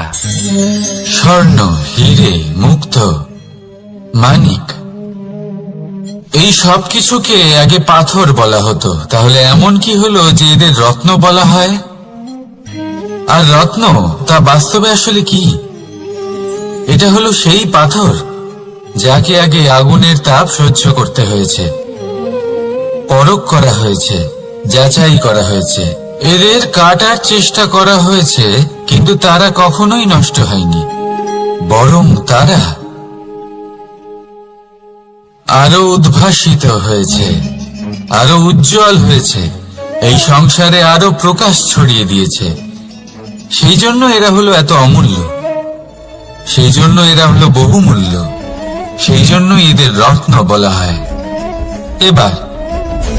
এবার মানুষের কাছেও এই নির্বাচনের অধিকার রয়েছে যে আমরা শুধু পাথর হয়ে থাকব নাকি রত্ন হয়ে থাকব। কিভাবে? আমাদের জীবনেও অনেক সমস্যা রয়েছে, বাধা আছে, বিপত্তি আছে। আমরা সেই বাধার তাপে উত্তপ্ত হই, এই সমস্যা আমাদের কাটার চেষ্টা করে। অনেক মানুষ বিভিন্ন পরিস্থিতি আমাদের ভাঙার চেষ্টা করে, কিন্তু আমাদের নষ্ট হলে চলবে না। যেভাবে এই রত্ন সমস্যার সম্মুখীন হয়ে পাথর থেকে রত্ন হয়েছে, সেইভাবেই আমাদেরও আমাদের সমস্যার সম্মুখীন হয়ে রত্ন হয়ে উঠতে হবে। এই সংসারে প্রকাশের স্রোত হয়ে উঠতে হবে। তাহলে এটাই করুন আর আমার সাথে ভালোবেসে বলুন, রাধা রাধা। সংসারে সব থেকে বড় শক্তি আসলে কি? কেউ বলবেন শারীরিক শক্তি, কেউ বলবেন অস্ত্রের শক্তি, কেউ বলবেন জ্ঞানের শক্তি। ঠিক আছে, কিন্তু যদি আমি বলি সংসারের সব থেকে বড় শক্তি হলো শক্তি কোনো এক তথ্যের, আগে হ্যাঁ, তথ্য। এই তথ্য নিজেই কিন্তু খুব শক্তিশালী, অত্যন্ত শক্তিশালী অস্ত্র হলো এই তথ্য। আর সত্যি বলতে অনুচিত তথ্যের থেকে অনেক বেশি ঘাতক হলো অসম্পূর্ণ তথ্য। যেরকম আজ শাম্ব রুক্মির সাথে করেছে, ওকে অসম্পূর্ণ তথ্য দিয়েছে, তার ফলে বিনাশ হলো। যদি এইভাবেই আপনার কাছেও কোনো অসম্পূর্ণ তথ্য আসে, আর যদি আপনি তা পরখ না করে দেখেন, যাচাই না করে দেখেন, আর নিজের কর্ম করেন, তাহলে উত্থানের বদলে আপনি পতনের সম্মুখীন হবেন। বিকাশের বদলে আপনার বিনাশ হয়ে যাবে। মনে রাখবেন একটা অত্যন্ত গুরুত্বপূর্ণ কথা, সঠিক তথ্য পাওয়া সঠিক তথ্য দেওয়ার থেকে অনেক বেশি গুরুত্বপূর্ণ। আশা করি এই কথা আপনি বুঝেছেন। জীবনে যখনই কোনো তথ্য আপনি পাবেন, সেই বিষয়ে ভেবে দেখুন, পরখ করে দেখুন, যাচাই করুন, তারপর নিজের কর্ম করুন। আর আমার সাথে ভালোবেসে বলুন, রাধা রাধা। ধর্ম এবং প্রেম, এই দুই হলো একই মুদ্রার দুই পিঠ। যদি এদের মধ্যে কোনোটা নষ্ট হয়ে যায়, তাহলে দ্বিতীয়টাও থাকে না। কখনো ভেবেছেন এমন কেন হয়? তার জন্য আগে আপনাকে বুঝতে হবে যে ধর্ম আসলে কি। ধর্ম সেটাই যা এই সংসারের প্রত্যেক মানুষকে একে অপরের সাথে সুখ এবং শান্তিতে থাকতে প্রেরণা যোগায়। এই প্রেরণার আধার হলো প্রেম। প্রেম সেটাই যা আপনার মধ্যে অন্য কারোর প্রতি করুণাবোধ জাগিয়ে তোলে, সম্মান জাগিয়ে তোলে। এবার যদি প্রেম চলে যায়, তাহলে সবার আগে বিনাশ হবে সম্মান আর করুণাবোধের। এবার যেখানে না প্রেম রয়েছে, না সম্মান রয়েছে, না করুণা রয়েছে, সেখানে ধর্ম কিভাবে বাস করবে? অশুভ ইচ্ছে জাগ্রত হয়ে ওঠে, ক্রোধ জাগ্রত হয়ে ওঠে, অহংকার জাগ্রত হয়ে ওঠে, আর তারপর আরম্ভ হয় অধর্মের। তাই যা যা ভাবনা আপনার অন্তরে প্রবেশ করছে, করতে দিন, কিন্তু যাই হোক না কেন, এই প্রেমকে নিজের থেকে দূরে যেতে দেবেন না। এই প্রেমকে চিরকাল নিজের কাছে রাখুন, নিজের হৃদয়। আর এই প্রেম ভাব নিয়ে বলুন, রাধা রাধা। এই সংসারে আমাদের জীবনের সব থেকে বড় দোষ কি আপনি জানেন? কেউ বলবেন লোভ, কেউ বলবেন লালসা, কেউ বলবেন অসত্য। দেখুন, দুঃখের মূল কারণ হলো পরিশ্রম না করা। কিছু মানুষ ভাবেন যে আমি জীবনে কোনো পরিশ্রম করব না, অথচ আমি সবকিছু প্রাপ্ত করতে চাই। আর এমন এক কারণের জন্যই দূতের মতো খেলা আমাদের জীবনে প্রবেশ করার সুযোগ পায়। দূত, এই দূত আসলে কি? দূত অর্থাৎ কোনো পরিশ্রম ছাড়াই অন্য কেউ পরিশ্রম করে যা অর্জন করেছেন, যে সুখ সুবিধা অর্জন করেছেন, তা নিজের জন্য শুধুমাত্র একটা খেলার মাধ্যমে নিজের করে নেবার ইচ্ছে। আর এই ইচ্ছে অত্যন্ত বিনাশকারী হতে পারে। এই ইচ্ছে যদি আপনার বিবেক, আপনার মন, আপনার চেতনা, আপনার ভাবনা প্রবাহিত করে ফেলে, তারপরে আপনি চেষ্টা করতে শুরু করে দেবেন, আর সেইখান থেকেই আপনার পতন শুরু হবে। এই চেষ্টা করবেন যে অন্য কারোর জীবনের সমস্ত ধন, তার সমস্ত জীবন সম্পূর্ণভাবে নিজের করে নেওয়া। কারণ প্রথমে আশা জাগ্রত হয়, আর এই আশা হতাশায় পরিণত হতে সময় লাগে না। এই হতাশা কুণ্ঠায় পরিণত হতে সময় লাগে না, কুণ্ঠা লোভে পরিণত হতে সময় লাগে না, আর এই লোভ প্রতিশোধ স্পৃহাতে পরিণত হতে সময় লাগে না। আর যখন এই সব কিছু হয়, আপনি দুষ্ট হয়ে যান। আর সবাই জানেন যে প্রত্যেক দুষ্ট ব্যক্তির পতন হলো অবশ্যম্ভাবী। তাই নিজেকে দূতের থেকে দূরে রাখুন আর পরিশ্রমকে নিজের কাছে টেনে নিন। জীবনে আপনার যা যা স্বপ্ন রয়েছে, যা আপনি করতে চান, শুধুই পরিশ্রম দ্বারা অর্জন করুন। তাহলে তাই করুন, আর আমার সাথে ভালোবেসে বলুন, রাধা রাধা। জীবনে কিছু শেখা অত্যন্ত গুরুত্বপূর্ণ। এবার কি কি শিখতে হবে, সেই সব শেখানোর জন্য অনেক শিক্ষক রয়েছেন। কিন্তু কি শিখবেন না আর কি করবেন না, এটা আমাদের নিজের অভিজ্ঞতা দিয়ে শিখতে হয়। কিন্তু তার মানে এটা নয় যে যদি আপনাকে শিখতে হয় যে আগুনের তাপ কতটা, আপনাকে আগুনের মধ্যে হাত দিতে হবে। না, অন্য কারোর অভিজ্ঞতা দ্বারাও শিখতে পারেন। প্রশ্ন শুধুমাত্র একটাই যে আপনি কি শিখতে চান নাকি চান না। যদি আপনি এটাই ভাবেন যে আমি শুধুই নিজের অভিজ্ঞতা দ্বারাই শিখতে চাই, তাহলে জীবনকাল ছোট মনে হবে, অনেক কিছুই শিখতে পারবেন না। তাই নিজের সাথে সাথে বড়দের অভিজ্ঞতার দ্বারাও শেখা শুরু করে দিন। এই সংসারের অভিজ্ঞতা দ্বারা শিখতে শুরু করে দিন। আর এটা নিশ্চিত রূপে শেখা আবশ্যক যে কখন কি করবেন না, কোথায় থামতে হবে আর কোথায় থামবেন না।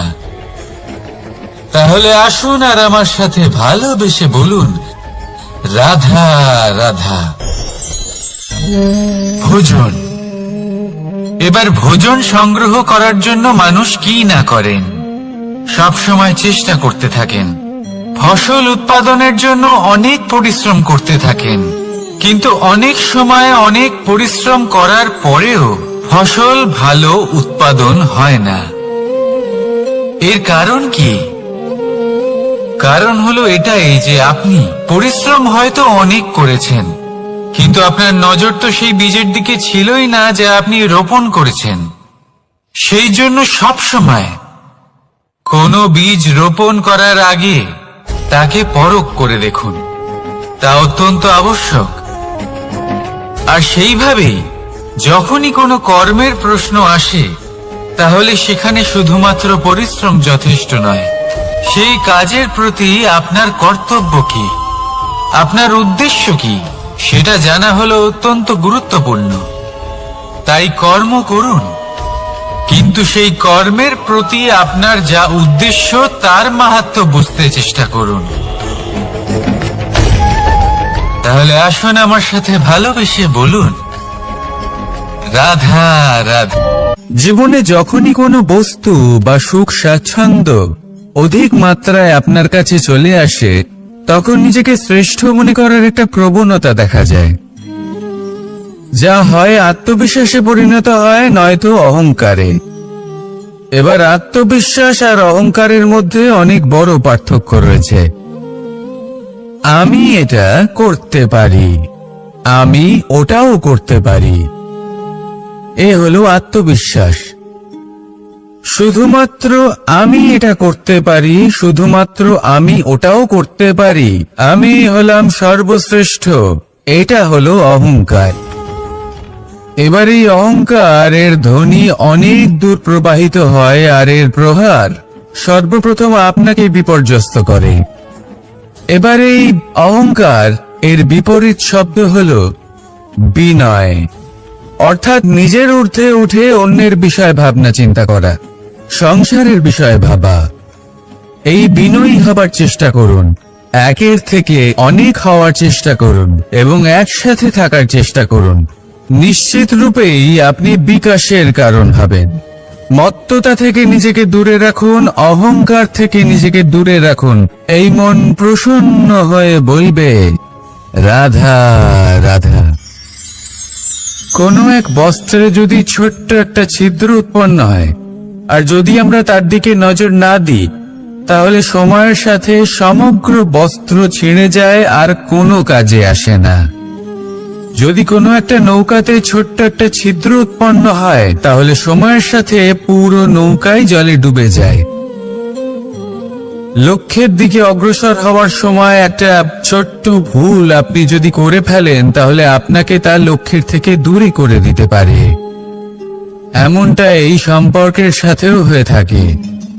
কোনো একটা ছোট্ট কথা, একটা ছোট্ট মনোমালিন্য যদি সম্পর্কে আসে এবং সেটা না মেটানো হয়, তাহলে সেই সমগ্র সম্পর্কটা অনেক বড় বড় সম্পর্ক ভেঙে যেতে পারে।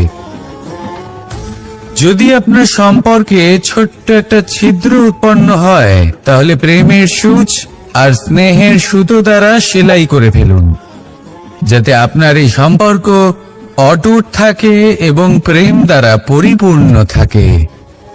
আসুন আমার সাথে ভালোবেসে বলুন রাধা রাধা। দু রকমের প্রাকৃতিক বেগ থাকে। প্রথম হলো বর্ষা।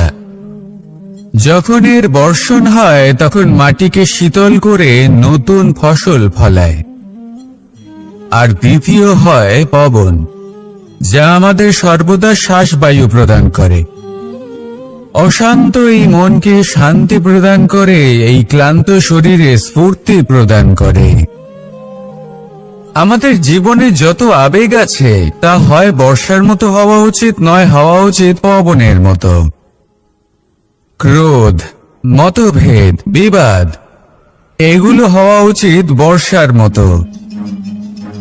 অর্থাৎ কিছু সময় পরে যেন এরা নিজে থেকেই ছিন্ন ভিন্ন হয়ে চলে যায়। আর যদি পবনের মতো কোনো আবেগ থাকা উচিত, তা হলো প্রেম,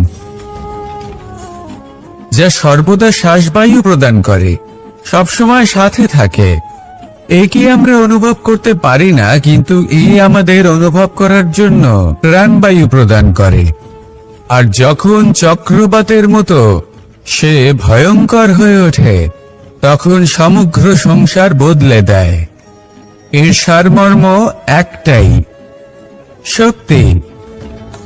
মতভেদ, ক্রোধ, বিবাদের শক্তি যদি থাকে, তা আছে প্রেমের মধ্যে। তাই এই প্রেমকে মনের মধ্যে রাখুন আর আমার সাথে বলুন রাধা রাধা। জীবনে দুই ধরনের আবেগ রয়েছে, যার কোনো মূল্য নেই।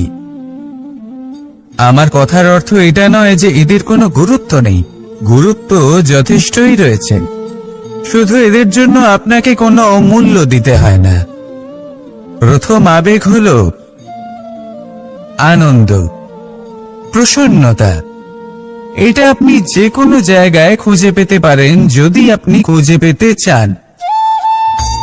আপনি কোনো পুষ্পের সৌন্দর্য দেখে প্রসন্ন হতে পারেন, বায়ুর কারণে যখন একটি বৃক্ষ শিহরিত হয় সেটা দেখে আপনি প্রসন্ন হতে পারেন।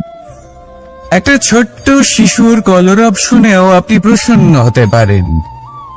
একটা ক্রন্দনরত বালককে হাসিয়ে আপনি প্রসন্ন হতে পারেন। সবকিছু আপনার উপর নির্ভরশীল। সেখানে আরেকটি আবেগ হলো দুশ্চিন্তা। মানুষ বড়ই দুশ্চিন্তা করতে থাকে। আজ আমি এই কাজ করেছি, সেই বিষয়ে চিন্তা। আজ আমি এই কাজ করতে পারিনি, সেই বিষয়ে চিন্তা। কাল আমাকে এই কাজ করতে হবে, সেই নিয়ে চিন্তা। আমি কি সেই কাজটা করতে পারবো, সেই বিষয়েও দুশ্চিন্তা। চিন্তা সর্বত্র রয়েছে, যার জন্য মূল্য দিতে হয় না। যত চান আপনি একত্রিত করতে পারেন। একটা গুরুত্বপূর্ণ কথা মনে রাখবেন, প্রসন্নতা জীবনের একটা নতুন সূত্রপাত। সেখানে দুশ্চিন্তা হলো জীবনের চিতার সমান। এবার এই দুটি আবেগ হলো মূল্যহীন, দুটোই আপনার সামনে আছে। কোনটা চয়ন করবেন আপনি, দুশ্চিন্তা নাকি প্রসন্নতা? সিদ্ধান্ত আপনারই। আসুন আর আমার সাথে ভালোবেসে বলুন, রাধা রাধা। জীবনের প্রত্যেক মুহূর্ত আমাদের কিছু না কিছু শিক্ষা দেয়, নির্ভর করছে আমাদের দৃষ্টিভঙ্গির উপর। যেমন নদী হলো আমার অত্যন্ত প্রিয়। নদীতে ভ্রমণ করতে আমার খুব ভালো লাগে। কি বলেন? নদীতে সবসময় নতুন কিছু থাকে, ও পুরনো কিছুই নিয়ে বসে থাকে না। সব সময় প্রবাহমান, কখনো থামে না। ততক্ষণ থামে না যতক্ষণ না সাগরে গিয়ে সমাহিত হচ্ছে। ঠিক এইভাবেই আমাদেরও উচিত নিজের জীবন অতিবাহিত করা, নদীর মতো। প্রত্যেক মুহূর্ত নতুন, তাই সেইভাবেই জীবন যাপন করুন। পুরনো কিছুই একত্রিত করে রাখবেন না। বিগত স্মৃতির মাঝে নিজেকে হারিয়ে ফেলবেন না। এই যে বর্তমান, এই যে মুহূর্ত, সেটাই হলো সর্বশ্রেষ্ঠ। এর মাঝেই জীবন যাপন করুন। নদীর মতো প্রবাহমান হতে শিখুন। আপনি শিখে গেলে তাহলে মনে রাখবেন, আমার আপনার মাঝে বিচরণ করতে বড়ই ভালো লাগবে। যে ব্যক্তি আনন্দের সাথে জীবনের প্রত্যেকটা মুহূর্ত অতিবাহিত করে কোনো চিন্তা ছাড়াই প্রবাহমান হয়, কখনোই থামে না যতক্ষণ না মুক্তি লাভ করছেন, এমন ব্যক্তির মধ্যেই রাধাকৃষ্ণ বসবাস করেন। তাহলে আসুন আমার সাথে ভালোবেসে বলুন, রাধা রাধা। আপনি অবশ্যই কোনো গাছ দেখে থাকবেন যেখানে অনেক ফল রয়েছে। সেই গাছের ডালগুলি নিজে থেকেই নত হয়ে যায়। কেন? যাতে মানুষ, প্রাণী, এরা সকলে যাতে সেই ফল খুব সহজে গ্রহণ করতে পারেন। এটাই হলো প্রকৃতির শিক্ষা, এটাই হলো প্রকৃতির নিয়ম। মানুষেরও কিছুটা এরকমই হওয়া উচিত। যদি আপনি সাফল্যের চরম সীমায় পৌঁছে যান, অনেক বেশি ধন অর্জন করে ফেলেন, তখন মনে রাখবেন যে আপনি যেন অহংকারী না হয়ে পড়ে। বিনম্র থাকতে হবে। সেই ধনকে ব্যবহার করতে হবে উচিত কাজের জন্য। সেই ধনের দ্বারা সমাজের মঙ্গল করা উচিত। সকল মানুষকে সাহায্য করা উচিত যাদের ধনের অভাব আছে।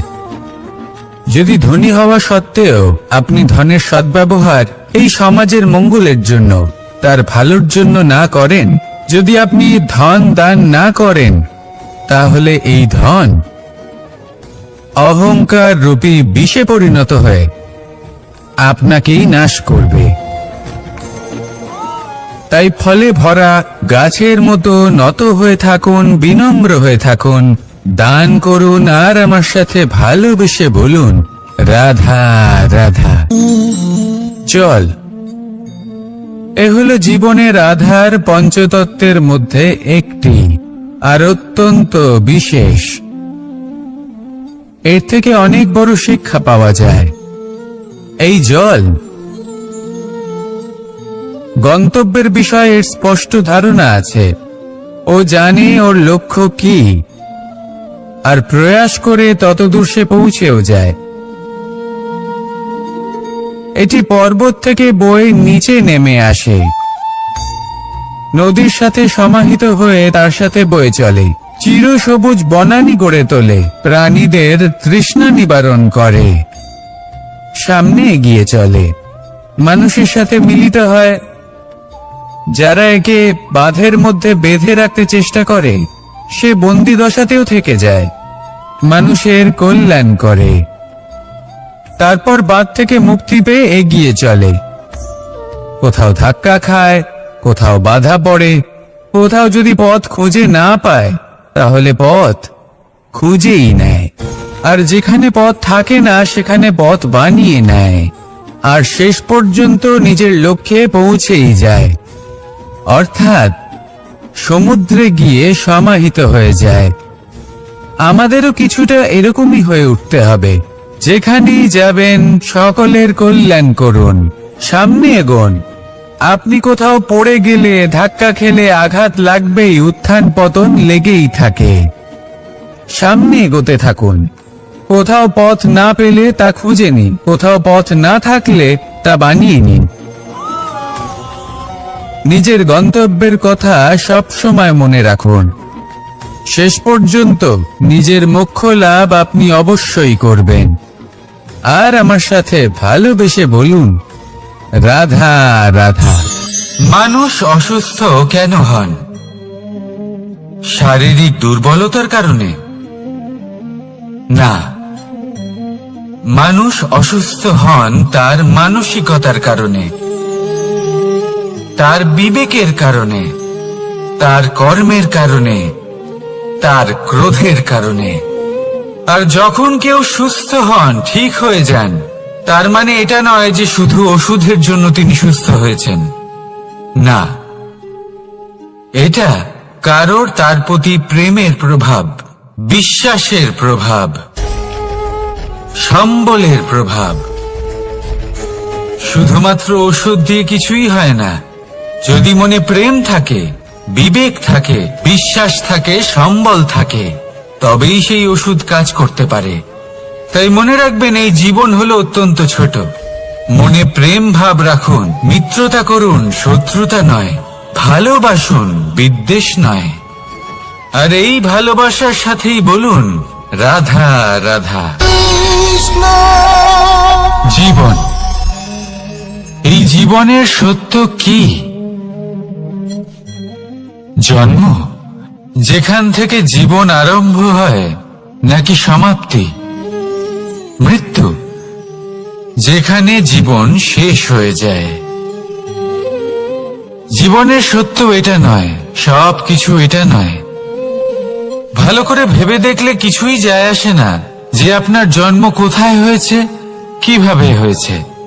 এতেও কিছু যায় আসে না যে আপনার মৃত্যু কোথায় হবে, কিভাবে হবে। যায় আসে তখন, গুরুত্বপূর্ণ হলো এটাই, যে জীবন আপনি যাপন করেছেন তার উদ্দেশ্য কি ছিল, কি ভাবনা নিয়ে আপনি বেঁচেছেন। এখন যদি আপনি এমন কিছু করেন যার দ্বারা এই সংসার আপনার থেকে জীবন যাপনের প্রেরণা পেতে পারে, মৃত্যুর পরেও আপনার কর্ম দেখে তা স্মরণ করে জীবনে বাঁচতে শেখেন, তাহলে তার তাৎপর্য হলো আপনি নিজের কর্মের দ্বারা, নির্বাচনের দ্বারা অমর হয়ে গেছেন। দেখুন, জীবনে দুশ্চিন্তা করা হলো বৃথা, মৃত্যুর ভয়ও হলো বৃথা। কারণ আত্মা কখনো মরে না, তাকে কেউ শেষ করতে পারে না।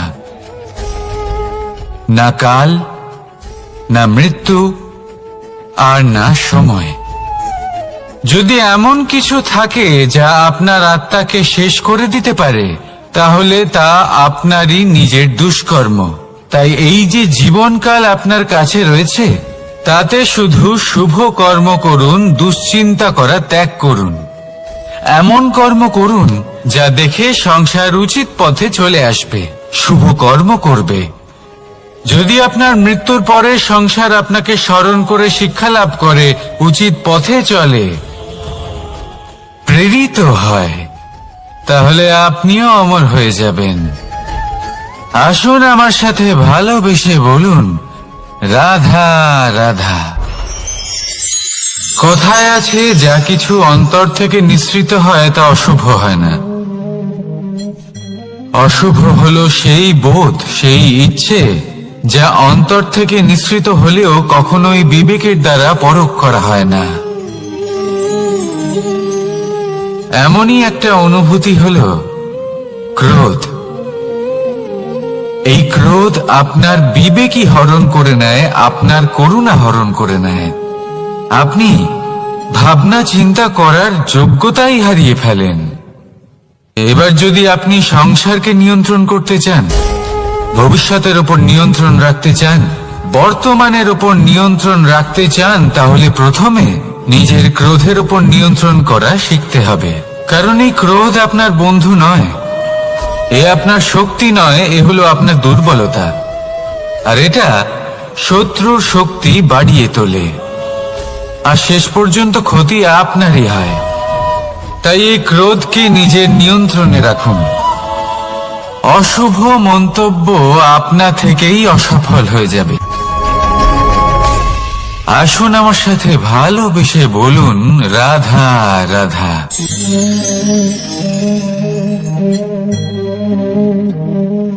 প্রশান্তি জড়িত নিদ্রা মানুষের জীবনের একটা অত্যন্ত গুরুত্বপূর্ণ সুখ এবং প্রয়োজনীয়তাও।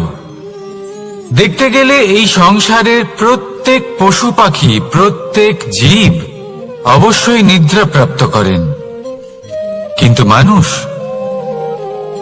যার মধ্যে বিচার বিবেচনা করার শক্তি অন্যদের থেকে অনেক বেশি, তার কিন্তু ঘুমের কিছু সমস্যা অবশ্যই হয়। কি বলেন? তাই তো। এবার এর কারণ কি? চিন্তা। এবার চিন্তা আমাদের সবার জীবনে আছে। আমরা সকলে জানি যে চিন্তা কখনো আমাদের সাহায্য করে না, তাও আমাদের জীবনে আছে। কেন? চিন্তার মাধ্যমে কি কখনো কোনো সমস্যার সমাধান হয়েছে? অর্থের চিন্তা করলে কি অর্থ লাভ হয়? ভবিষ্যতের চিন্তা করলে কি ভবিষ্যৎ ঠিক হয়ে যায়? স্বাস্থ্যের চিন্তা করলে কি স্বাস্থ্য নিজে থেকেই ঠিক হয়? হয় না। তাহলে এই সব কিছু থেকে আমাদের একটা ছোট্ট শিক্ষা অবশ্যই লাভ করা উচিত। আপনিও আপনার কাঁধ থেকে চিন্তার এই বোঝা নামিয়ে ফেলুন। আর ইচ্ছে, এই সব ইচ্ছে একত্রিত হয়ে আমাদের মনে চিন্তা উৎপন্ন করে। তাই এই চিন্তাগুলিকে ত্যাগ করুন। প্রকৃতির প্রেমের ওপর বিশ্বাস রাখুন। মনে রাখবেন, যিনি চিন্তা মুক্ত হবেন তিনি চিতা মুক্ত হবেন। সুখের নিদ্রা প্রাপ্ত করুন, আর নিদ্রায় যাবার আগে আমার সাথে ভালোবেসে বলুন, রাধা রাধা। মহাদেব, সেই দেবতা যিনি মহান, যাকে দেবতাদের দেবতা বলা হয়, যিনি হলেন আমার আরাধ্য। কখনো আপনার মনে এই প্রশ্ন এসেছে যে শিবকেই কেন মহাদেব বলা হয়, অন্য কোনো দেবতাকে কেন বলা হয় না? সেই কারণ মহাদেবের মধ্যে, ওনার মধ্যে এমন এক বিশেষ গুণ রয়েছে যা অন্য কারোর নেই। তা হলো নিঃস্বার্থ হয়ে মানুষের সেবা করা। যদি প্রয়োজন পড়ে, যদি সৃষ্টির পথে বিনাশের কালো মেঘ ছেয়ে থাকে, তখন নিজের প্রাণের চিন্তা না করে হলাহল পান করার জন্য প্রস্তুত থাকেন মহাদেব। আর এই অদ্বিতীয় ত্যাগের জন্যই শিবকে মহাদেব বলে ডাকা হয়। এবার যদি কোনো মানুষও নিঃস্বার্থ ভাবনার দ্বারা নিজেকে অর্পণ করে দেয় এই জগতের কল্যাণের জন্য, মানুষের সেবার জন্য, তাহলে তিনিও মহাপুরুষ, মহামানব হতে পারেন। যদি কেউ অভুক্ত থাকেন, তাহলে নিজের থালা থেকে অর্ধেক খাবার তাকে দিয়ে দিন। যদি কেউ অসুস্থ হন, তাহলে তাকে সেবা করার, চিকিৎসা করার চেষ্টা করুন। এই জীবন শুধু নিজের জন্য নয়, অন্যদের প্রতি, সমস্ত সংসারের প্রতি উৎসর্গ করুন। যদি এইসব মানুষ শিখে যান, তাহলে তিনি মহাদেবের পথে অগ্রসর হতে পারেন। যদি মানুষ নিঃস্বার্থ ভাবনার দ্বারা এই সংসারের সেবা করতে শিখে যান, তাহলে তিনি নিশ্চিত রূপে মহামানব অবশ্যই হতে পারবেন। আসুন আমার সাথে ভালোবেসে বলুন, রাধা রাধা। স্বর্ণ, হীরে, মুক্ত, মানিক, এই সব কিছুকে আগে পাথর বলা হতো। তাহলে এমন কি হলো যে এদের রত্ন বলা হয়? আর রত্ন তা বাস্তবে আসলে কি? এটা হলো সেই পাথর যাকে আগে আগুনের তাপ সহ্য করতে হয়েছে, পরখ করা হয়েছে, যাচাই করা হয়েছে, এদের কাটার চেষ্টা করা হয়েছে, কিন্তু তারা কখনোই নষ্ট হয়নি, বরং তারা আরো উদ্ভাসিত হয়েছে, আরো উজ্জ্বল হয়েছে, এই সংসারে আরো প্রকাশ ছড়িয়ে দিয়েছে। সেই জন্য এরা হলো এত অমূল্য, সেই জন্য এরা হলো বহুমূল্য, সেই জন্য এদের রত্ন বলা হয়।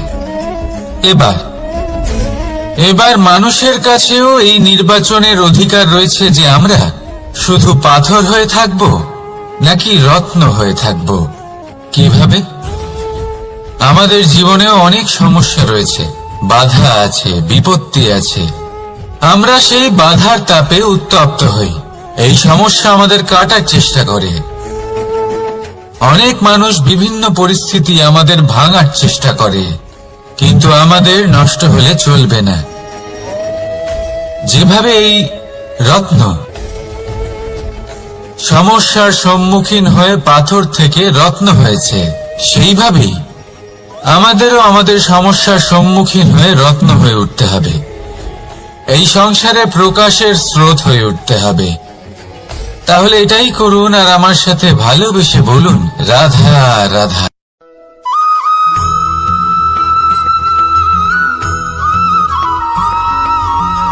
আমরা যখনই কোনো যাত্রায় যাব বলে মনে করি, তখনই আমরা প্রস্তুত থাকি আসন্ন বিপদের জন্য বা সংকটের জন্য। যেমন যদি আমাদের মনে হয় যে আজকের পরিবেশ খুব ঠান্ডা হবে, তাহলে আমরা গরম বস্ত্র ধারণ করি বা সেটাকে সাথে নিয়ে যাই। যদি মনে হয় যে বৃষ্টি হতে পারে বা বৃষ্টি হয়ে চলেছে, আমরা দেখছি, তাহলে আমরা একটা ছাতা সাথে নিয়ে নিই। আমরা প্রস্তুত থাকতে চাই এবং এটাই উচিত, এবং সেই কারণেই আমরা যাত্রায় সাফল্য লাভ করি। কিন্তু যদি আমরা কথা বলি জীবনযাত্রা নিয়ে, যা কিনা সব থেকে বেশি গুরুত্বপূর্ণ, তাহলে তার জন্য আমরা পূর্ণরূপে প্রস্তুত থাকি না। আশেপাশের মানুষ, এই সমাজ, আমাদের সাথী, আমাদের মিত্ররা যে কোনো মুহূর্তে বদলে যেতে পারেন। সেই জন্য আমরা নিজেদেরকে কখনো সাবধান করি না, কখনোই নিজেদের প্রস্তুত করি না। আমাদের এটা কখনোই মনে হয় না যে এরকম হতে পারে, আর সেই কারণেই শেষে গিয়ে আমরা অত্যন্ত দুঃখ পাই। একটা অমূল্য শিক্ষা আছে যেটা আমাদের লাভ করা উচিত, সতর্ক থাকা উচিত।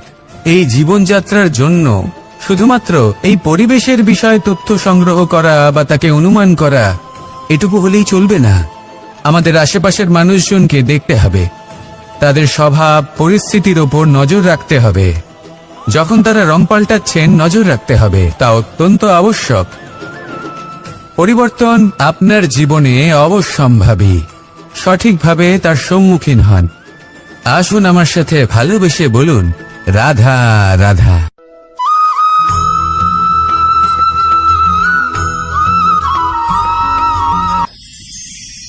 ঈশ্বর আসলে কে?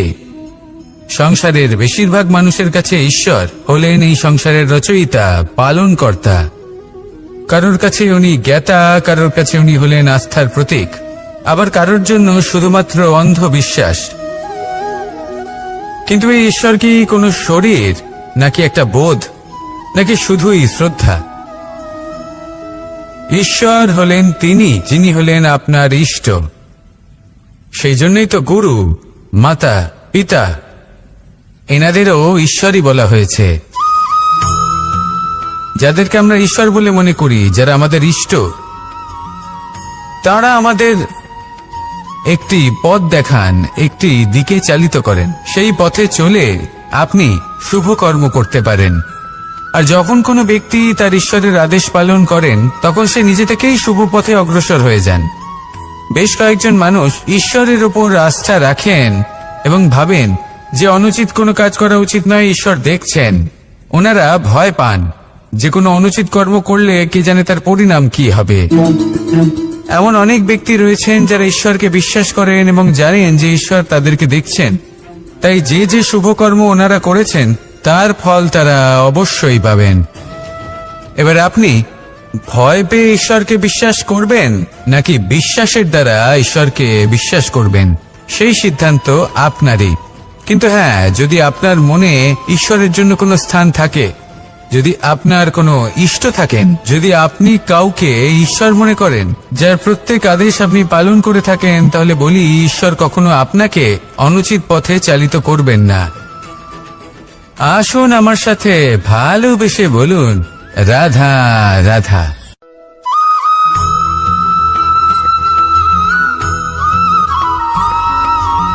আমি রথে যাত্রা করি, তাতে বারবার পথে থামি আর দেখি যে আমি অনুচিত দিকে যাচ্ছি না তো, আমি উচিত পথেই যাচ্ছি তো। কারণটা কি? কারণ হলো যাতে আমি পথভ্রষ্ট না হয়ে যাই। জীবনযাত্রাতেও এটাই প্রয়োজন। জীবনযাত্রায় ভোগ বিলাসের পথে হারিয়ে যাওয়া খুব সহজ। বারবার থেমে আপনাকে দেখতে হবে, নিজেকে কিছু প্রশ্ন করতে হবে। আমি কি আজ সেই কর্মই করছি যেটা আমি করতে চেয়েছিলাম? আমি কি আজ সেই জীবন যাপন করছি যেমন আমি যাপন করতে চেয়েছিলাম? যদি এই প্রশ্নগুলোর উত্তর হ্যাঁ হয়, তাহলে এগোতে থাকুন, নয়তো থেমে যান এবং বিচরণ করুন। মনে রাখবেন, এই সংসার অত্যন্ত জটিল আর এতে হারিয়ে যাওয়া অত্যন্ত সরল। সেই জন্য নিজে থেকে বারবার থামা এবং জীবন চিন্তন করা অত্যন্ত আবশ্যক। তাহলে সেটাই করুন আর আমার সাথে ভালোবেসে বলুন, রাধা রাধা।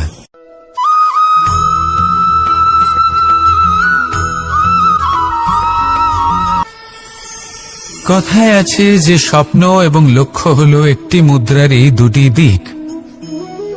যতক্ষণ না স্বপ্ন দেখছেন ততক্ষণ বুঝবেন কি করে আপনার লক্ষ্য কি?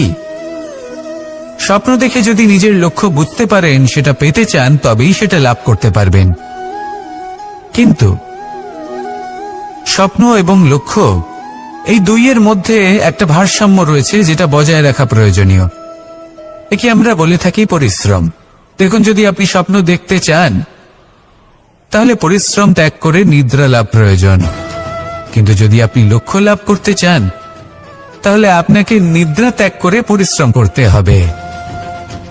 তাই আলস্য ত্যাগ করুন এবং সিদ্ধান্ত নিন যে আপনি কি চান আপনার জীবনের এই তুলাদণ্ডে। স্বপ্নের পাল্লা ভারী হওয়া প্রয়োজন নাকি লক্ষ্যের? আমার মতে এই দুইয়ের মধ্যে যদি ভারসাম্য বজায় রাখেন তবে পথ নিজে থেকেই সামনে আসবে। শুধু সেই পথে অগ্রসর হতে থাকুন এবং আমার সাথে ভালোবেসে বলুন, রাধা রাধা।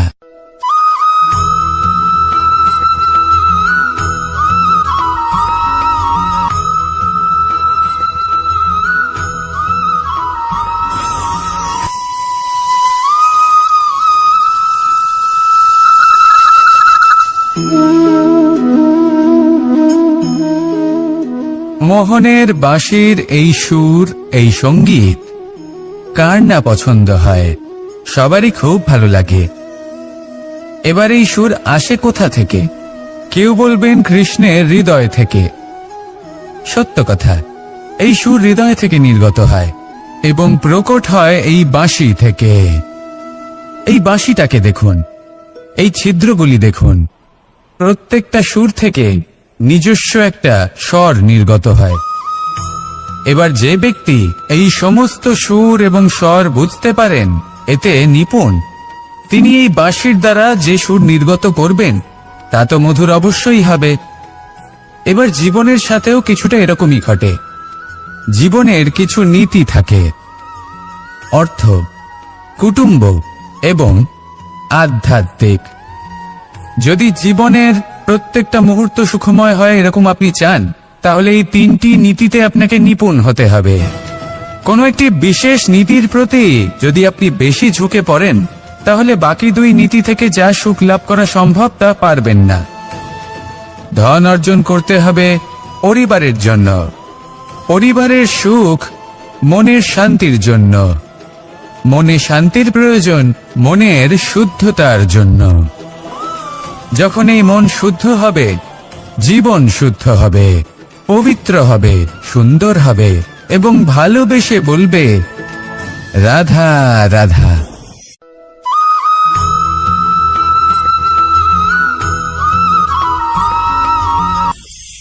আপনারা সবাই একটা গাছের পাতাকে দেখুন। যতক্ষণ পর্যন্ত ও গাছের সাথে মানে গাছের ডালের সাথে জুড়ে থাকে সে সবুজ থাকে, বাতাসের সাথে সে নড়তে থাকে। যতক্ষণ পর্যন্ত ও সূর্য থেকে পাওয়া রশ্মির শক্তি গাছে পৌঁছে দেয় ততক্ষণ ও ডালের সাথে যুক্ত থাকে।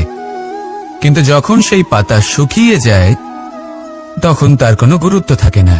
সেই পাতা গাছের ডালে এবং বৃক্ষের কাছে বোঝা হয়ে থেকে যায়। এবং এমন এক সময় আসে যখন সেই ডালটি শুকনো সেই পাতাকে পরিত্যাগ করে। এটাই আমরা এই প্রকৃতিতে দেখি এবং এটাই হলো সত্য। আর এটাই আমাদের জীবনে খুব বড় একটা শিক্ষা। যদি আপনিও নিজের জীবনে নিজের আপনজনদের কাছে বোঝা স্বরূপ হয়ে দাঁড়ান, তাহলে তারা আপনাকে যতই ভালোবাসুক না কেন, ওনারা যদি নাও চান তাহলেও এমন এক দিন আসবে যখন আপনার আপনজন আপনাকে পরিত্যাগ করবে। সেই জন্য সবসময় আত্মনির্ভর হয়ে ওঠার চেষ্টা করুন, নিরন্তর পরিশ্রম করতে থাকুন, কারোর উপর বোঝা হয়ে থাকবেন না, বরং তার সাথে মিলে দায়িত্ব পালন করুন। এমনটা করবেন তাহলে আপনার সম্মানও বজায় থাকবে এবং সম্পর্কের মধ্যে আপনার মূল্যও বজায় থাকবে। আসুন আর আমার সাথে ভালোবেসে বলুন, রাধা রাধা।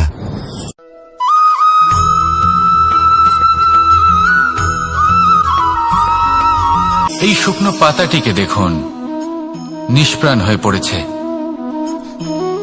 কোনো একটা সময় এই পাতাটি একটা গাছের ডালে ছিল। সেই গাছ ওর লালন পালন করত। যখন যখন বাতাস বইত, এই পাতায় কম্পন দেখা দিত, মনকে প্রফুল্ল করে তুলত। কোনো একদিন এই পাতা গাছের ডাল থেকে ঝরে পড়ে গেল। নিঃসন্দেহে ও নিজের স্বাধীনতা পেল, কিন্তু আস্তে আস্তে শুকিয়ে গেল, নিষ্প্রাণ হয়ে গেল। দেখুন, আমি এই কথা বলছি না যে স্বাধীনতা অনুচিত, কখনোই না। কিন্তু যে কোনো পরিস্থিতিতে স্বাধীন হতে চাওয়া এটা নিশ্চিতরূপে অনুচিত। আমরা যদি আমাদের জীবনে পরিবারের গুরুত্ব ভেবে দেখি, তাহলে এই পরিবারে যতই মতভেদ থাকুক না কেন, যতই মনোমালিন্য থাকুক না কেন, যতই বিবাদ থাকুক না কেন, এই সব মিটিয়ে নেওয়া অত্যন্ত প্রয়োজনীয়। সেই সবকিছু সমাপ্ত করা অত্যন্ত প্রয়োজনীয়। কখনো এই পরিবারকে ভাঙতে দেবেন না, কখনো এই পরিবার থেকে দূরে চলে যাবেন না। এই পরিবার হলো আমাদের জীবনের একটা অমূল্য সম্পদ, অমূল্য এক আশ্রয়, যা এই সংসারে হয়তো কোথাও আপনি পাবেন না। তাই একে আগলে রাখুন। ভেবে নিন আপনি পাতা আর আপনার পরিবার সেই গাছ। আসুন আমার সাথে ভালোবেসে বলুন, রাধা রাধা।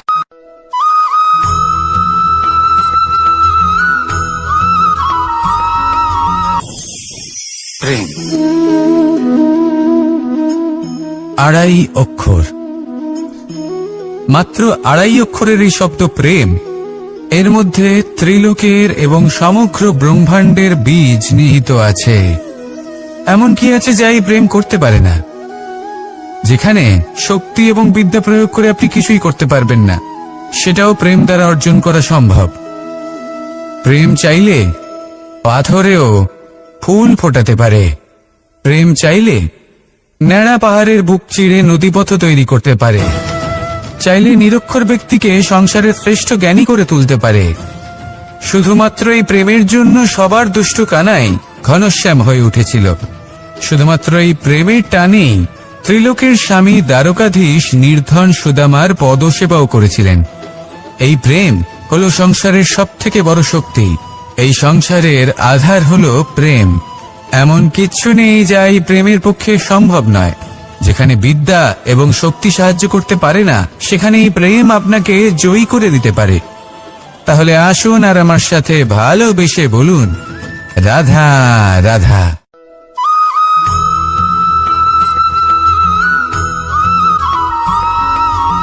দীপাবলি আমাদের সবথেকে বড় উৎসব।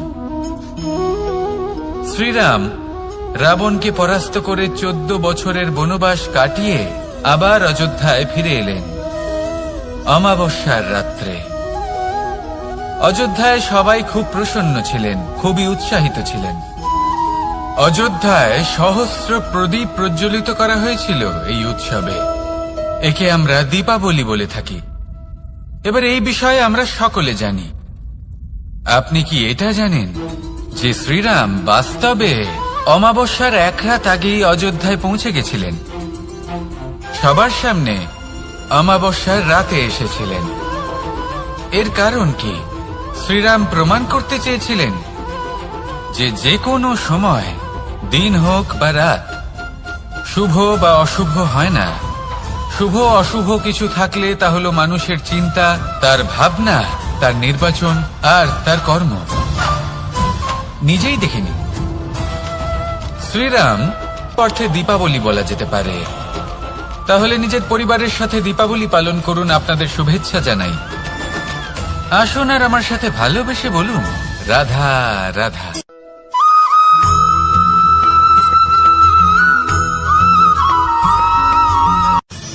মানুষের এই জীবন, মানুষ জন্ম নেয়, একটা নির্দিষ্ট সময়ের পরে এই সংসার ত্যাগ করে চলেও যায়। এবার শুধু এটাই আবশ্যক নয় যে এই জীবনকালকে আপনি যাপন করবেন, শুধু এটাই গুরুত্বপূর্ণ নয়।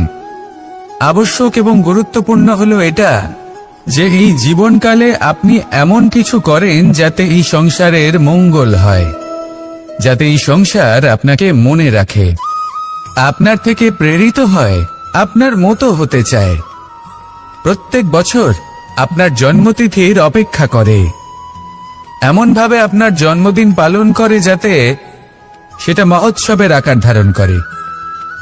এবার এই জন্মদিন এমনি এমনি মহোৎসবে পরিণত হয় না। তখন হয় না যখন কোনো ব্যক্তি রাজার রূপে বা কোনো গোয়ালার রূপে জন্মগ্রহণ করে।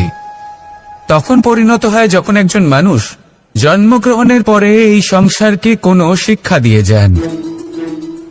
কিভাবে একজন মানুষ গোয়ালা থেকে রাজা হতে পারে, কিভাবে একজন মানুষ অসত্য থেকে সত্যের পথে চলতে শুরু করেন, অধর্ম থেকে ধর্মের পথে চালিত হতে পারেন, কিভাবে অন্ধকার থেকে প্রকাশের দিকে যেতে পারেন, কিভাবে নিজের আত্মাকে পরমাত্মার সাথে মিলিত করতে পারেন। তা সে রামনবমী হোক বা জন্মাষ্টমী হোক, তাদের জীবনের সাথে জড়িত প্রত্যেক মুহূর্ত একটা পরবের আকার ধারণ করে।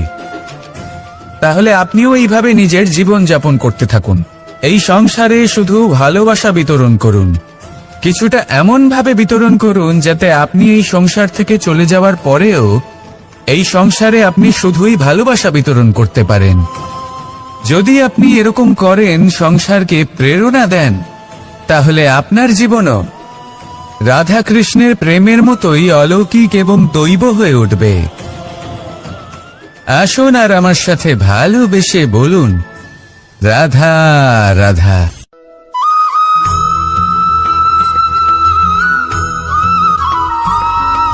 ভোজন এই সংসারে যেই হোক না কেন, কোনো মানুষ হোক, কোনো প্রাণী হোক, কোনো কীট হোক বা কোনো বনস্পতি হোক, প্রত্যেকের জন্য ভোজন অতি আবশ্যক। কারণ ভোজন থেকেই শক্তি পাওয়া যায়, আর সেই শক্তি দিয়েই সংসারের, আমাদের জীবনের সমস্ত কার্য করা যায়। এবার এমন এক ধরনের শক্তি হয় যা শীতের ঋতুতে সূর্য থেকে আমরা পেয়ে থাকি, আর আরেক ধরনের উত্তাপ হয় যা দিয়ে ভোজন রান্না করা হয়, সুস্বাদু নানান ধরনের ভোজন। এবার অত্যন্ত গুরুত্বপূর্ণ হলো যে ব্যক্তি সেই ভোজন বানাচ্ছেন তার মানসিক পরিস্থিতি এবং সেই ব্যক্তি যিনি ভোজন গ্রহণ করছেন তার মানসিক অবস্থা। যখনই আপনি ভোজন বানাচ্ছেন তখন ভালোবাসার সাথে কাজটা করুন, ধন্যাত্মক ভাব নিয়ে, সৎ ভাবনার সাথে।